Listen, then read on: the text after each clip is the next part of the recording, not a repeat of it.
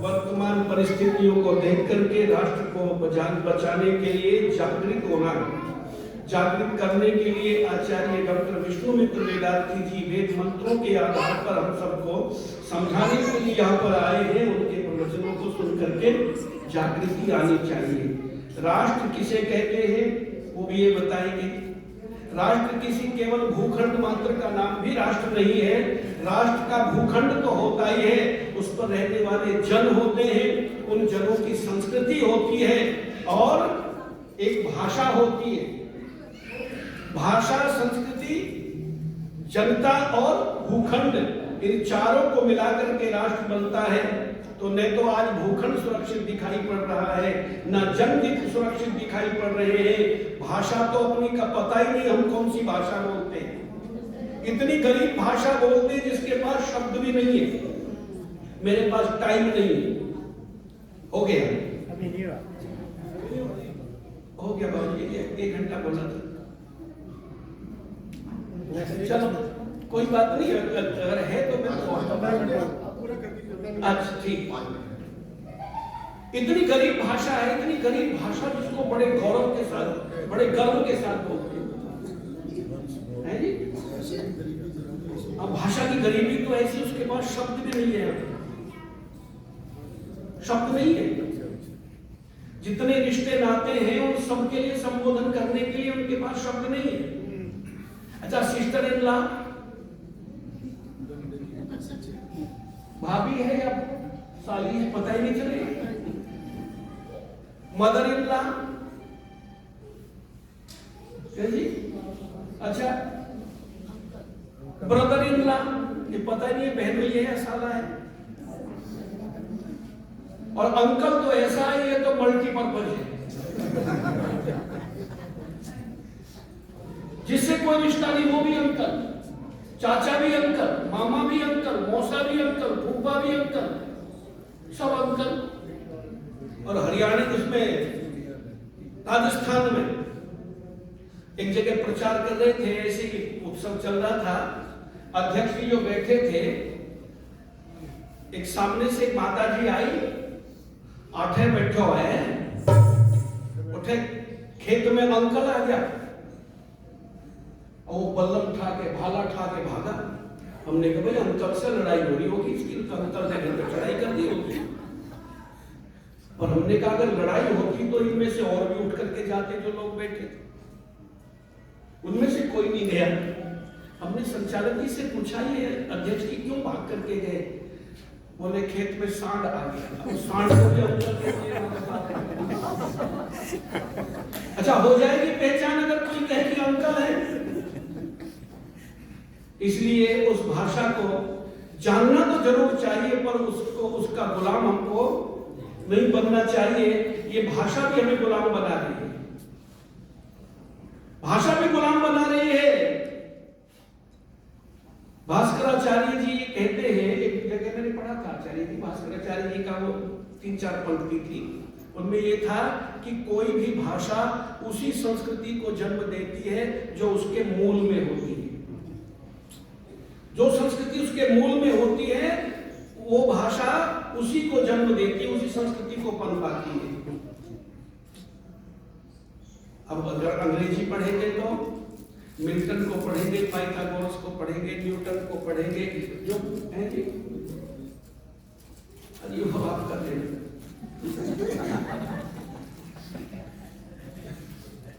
हम राम और कृष्ण को नहीं पढ़ पाएंगे।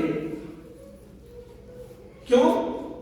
क्योंकि राम और कृष्ण का दोनों का इतिहास लिखने वाले ऋषि थे और ऋषियों ने उसे संस्कृत में लिखा है, और संस्कृत को कहते हैं तो डेड लैंग्वेज है, मृत भाषा है। तो राम और कृष्ण की संस्कृति जो वैदिक संस्कृति है उससे हम अलग होते चले जा रहे हैं, इसीलिए क्योंकि हम अपनी उस संस्कृत भाषा को नहीं पढ़ पा रहे। गौतम, कपिल, कणाद, जैमिनी, व्यास, पतंजलि, महर्षि दयानंद, इन सबको जानने के लिए तो हमें संस्कृत पढ़नी चाहिए। ये आर्यावर्त भारतवर्ष संसार का विश्व का गुरु था। किस कारण से गुरु था? वो इसीलिए गुरु था क्योंकि वो अपनी संस्कृति को संभाल करके रखता था। कहते एक पारस पत्थरी होता है, कोई पारस पत्थर जिस लोहे को छूने से भी सोना बन जाता है। महर्षि स्वामी दयानंद सरस्वती सत्यार्थ प्रकाश में लिखते हैं कि ऐसा तो कोई पत्थर नहीं होता जो लोहे से टच करो सोना बन जाए। हाँ, इस आर्यावर्त के गुरुजन वही पारस मणि थे, वही पारस पत्री थे। विदेशी लोग अपना लोहे रूपी कुंठित मस्तिष्क लेकर के आते थे और यहाँ के ऋषि मुनि उनके मस्तिष्क में सूक्ष्म विद्या भी भर देते थे। ये संस्कृति और सभ्यता जो गई है विश्व के अंदर, इस भारतवर्ष से गई है। और आज ये भारतवर्ष दूसरों की तरफ को देखता है। कोई व्यक्ति अगर अमेरिका से आता है लौट करके यहाँ वाला चला जाए तो कहते हैं फॉरेन रिटर्न है, ये फॉरेन रिटर्न है, बहुत बड़ी डिग्री हो गई इसकी, वहां गया और आ गया, बहुत बड़ी डिग्री हो गई। यहाँ डिग्रियां होती थी विद्या की और आज डिग्रियां फॉरेन रिटर्न होने मात्र की डिग्रियां रह गई हैं। इसलिए और निवेदन करना चाहता हूं,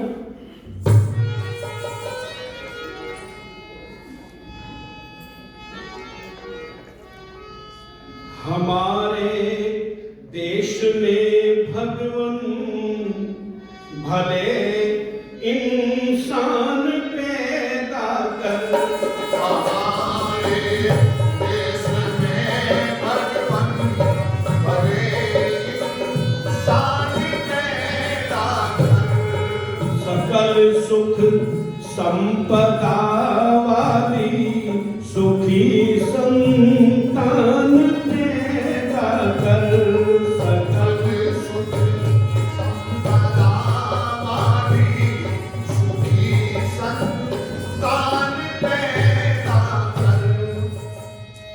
यहाँ पर ब्रह्म वर्चस्वी कुशल विद्वान ब्राह्मण हो, धनुर्धर वीर वर योद्धा महारथियों के वर्णन हो, प्रशासक दुष्ट खलनाशक महाबलवान पैदा कर, प्रशासक दुष्ट खलनाशक महाबलवान पैदा कर।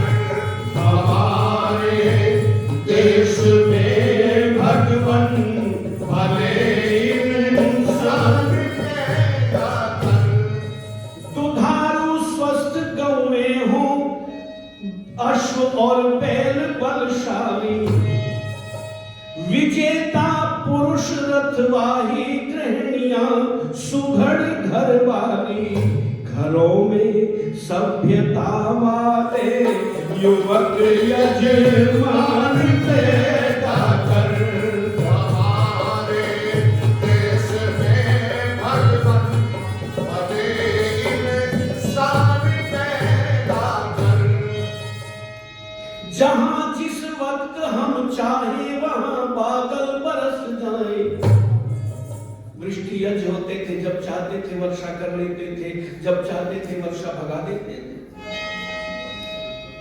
जहां जिस वक्त हम चाहे वहां बादल बरस जाए।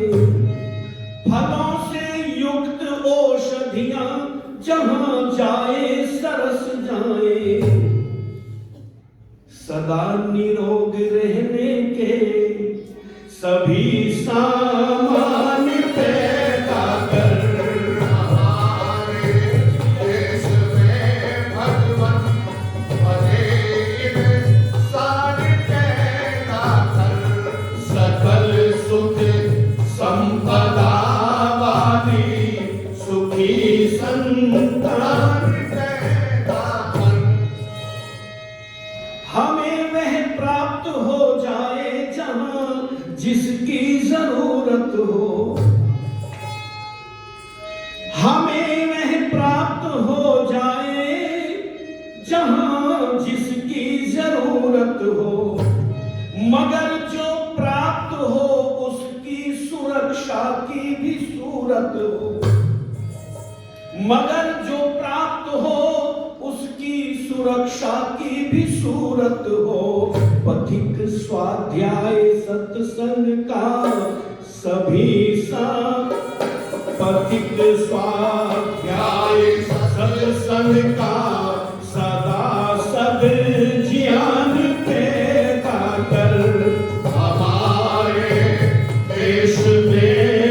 भगवन